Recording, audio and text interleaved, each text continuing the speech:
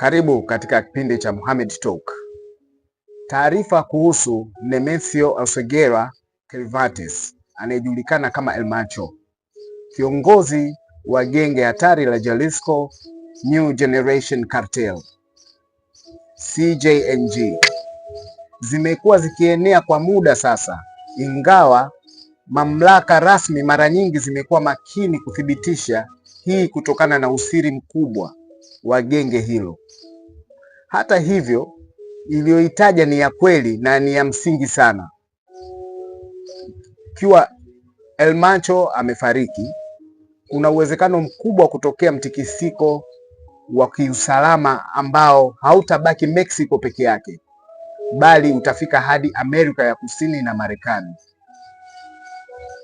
Hapa kuna uchambuzi wa kina zaidi kupitia bomu linalosubiri kulipuka.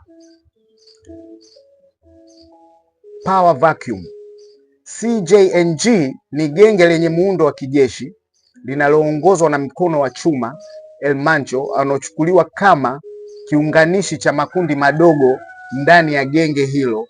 Kifo chake kimeweza kusababisha vita vya ndani, makamanda wa ngazi za juu kuanza kupigana wenyewe kwa wenyewe ili kurithi kiti chake, kujimega kwa vikundi. Baadhi ya matawi ya CJNG yanaweza kujitenga, kuanza kufanya kazi kama magenge huru, jambo linalozidisha mchafuko. Tuangalie shambulio kutoka kwa maadui. Sinaloa Cartel. Genge la Sinaloa linakiongozwa na watoto wa El Chapo, Los Chapitos na El Ismael, El Mayo na Zambada. Zimekuwa kama kwenye vita vya muda mrefu sana hapo CJNG. Sinaloa wanatumia udhaifu wowote wa uongozi ndani ya CJNG kujaribu kurudisha maeneo ya plazas waliopoteza. Hii inamaanisha ongezeko la mauaji katika miji muhimu ya mpaka wa Mexico na Marekani. Hapa kuna athari kwa Marekani ya Kusini. CJNG haina nguvu Mexico peke yake, ila ina mikataba mikubwa huko Colombia, Ecuador na Peru kwa ajili ya ununuzi wa coca. Ecuador ni nchi tayari ipo kwenye hali ya hatari kutokana na ndani yanayofanya kazi ya CJNG na Sinaloa. Kifo cha El Macho kinaweza kuvuruga usambazaji na kusababisha magenge ya Ecuador kuanza kupigana yenyewe ili kupata washirika wapya. Colombia, makundi ya waasi na walinda usalama wanaweza kujikuta katika sintofahamu ya nani na kumuuzia bidhaa hizo, ikiwa ni mteja wao mkuu ni CJNG yupo kwenye migogoro ya ndani. Usalama wa kitaifa na Marekani. Kwa upande wa Marekani, mivutano hii inatafsiriwa kama ongezeko la ghasia mipakani, mabadiliko katika njia za usafirishaji wa fentanyl, jambo linaloweza kusababisha vifo zaidi ya watumiaji kutokana na kushuka kwa ubora wa mabadiliko ya soko. Ukweli wa sasa, mpaka sasa kumekuwa na ripoti nyingi za kifo chake kutokana na matatizo ya figo, lakini genge la CJNG bado linaonekana kutoa amri kana kwamba uongozi upo imara. Kimya chao kinaweza kuwa mbinu ya kujiandaa kabla ya tangazo lolote.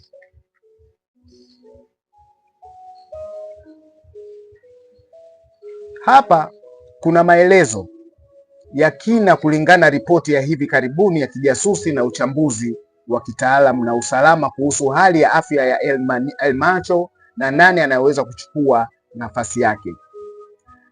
Hali ya El Macho au mtu wa siri.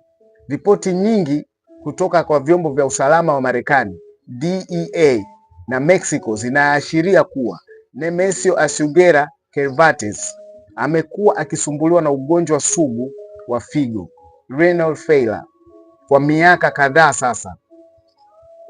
Hospitali binafsi inasemekana amejenga hospitali yake binafsi katika milima ya Jalisco, eneo la El Chihuahua, ili kupata matibabu ya kusafisha damu dialysis bila kukamatwa.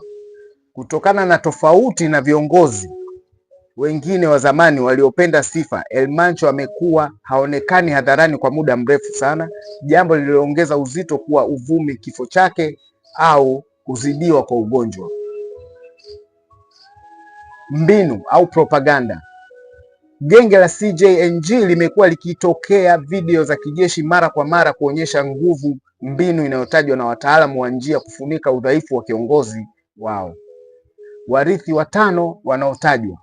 Ikiwa El Mancho hayupo, CJNG haina mrithi wa wazi, jambo ambalo ndilo chanzo cha hofu, vita vya madaraka. Hawa ndio watu wenye nguvu zaidi. Jina la utani AI au L03 anaitwa Juan Carlos. Na uhusiano wake au nafasi yake, anatajwa kuwa ni mtoto wa kambo wa El Mancho. Anaongoza kikundi cha Valencia Gonzalez, wasomi elite group, na anayejulikana kuwa ukatili mkubwa sana. Au El Jardinero au Diaz Flores Silva, anasimamia maeneo muhimu ya uzalishaji wa dawa za kulevya na anachukuliwa kwa umoja wa watu wenye akili zaidi ya kimkakati ndani ya hilo genge. Jina lingine la Negra, Jessica Johanna Asogeza, mtoto wa kike wa El Mancho. Ingawa alifungwa Marekani na kuachiliwa, ana ushawishi mkubwa sana kwenye upande wa kifedha na utakatishaji wa fedha. El Menchito, Ruben Osaguera Gonzalez. Huyu ni mtoto wa kiume wa El Mancho, hata hivyo yupo gerezani nchini Marekani, jambo linalomfanya awe nje ya ushindani wa sasa wa moja kwa moja. El Sapo, Gonzalo Mendoza Ganyat, kiongozi wa operation katika maeneo ya Puerto Valera, ana nguvu nyingi sana za kijeshi. Hatari ya vita vya ndani. Hili tatizo ni kubwa la CJNG ni kwamba imejengwa kama shirikisho la makundi, franchise model, badala ya piramidi moja. Kosekana kwa kirizama. Hakuna mrithi mwenye nguvu ya kuunganisha makundi yote ya El Mancho. Namba 2, uasi wa machimbo. Ikiwa L03 atachukua madaraka, basi makamanda wa zamani wa El Jardinero wanaweza kukataa kufuata amri zake na kusababisha genge hilo kuwa kumeguka vipande vipande. Mitego ya Sinaloa. Genge la Sinaloa tayari linajaribu kununua uaminifu wa makamanda wa CJNG ili wajimege na kujiunga nao. Tuangalie hitimisho la kijasusi. Kifo cha El Mancho hakitamaanisha mwisho wa biashara za dawa za kulevya, bali kitaleta mabadiliko ya ramani nzima. Badala ya genge moja kubwa tu CJNG, tunaweza kushuhudia magenge madogo 10 au 20 yanayopigana vikali. Ni jambo ambalo ni hatari zaidi kwa usalama wa raia, kwa sababu magenge madogo hukosa nidhamu na hujikita kwenye utekaji nyara na unyang'anyaji wa fedha na hata ubakaji. Asanteni sana.